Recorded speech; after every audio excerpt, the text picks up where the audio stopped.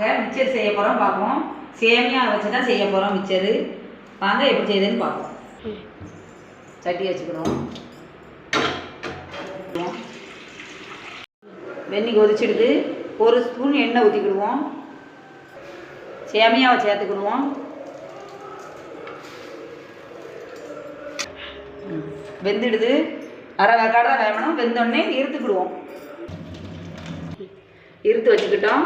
உறுதி உறுதியாக தான் இருக்குது. அரை வேக்காடு தான் வெந்திருக்கு. அரிசி மாவு சேர்த்துக்கணும். அப்போ தான் நல்லா உறுதி மாதிரி வரும். மொறு மொறுன்னு இருக்கும் மிக்சரு. அரிசி மாவு போட்டு கிளறி விட்டுருக்கோம். இப்படி உறுதி உறுதியாக வரணும் மிக்சருக்கு.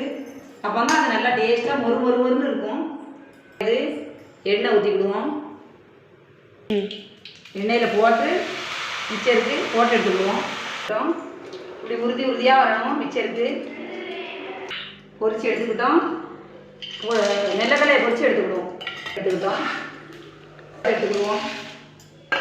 நெல்லக்கலையை வறுத்து எடுத்துக்கிட்டோம்.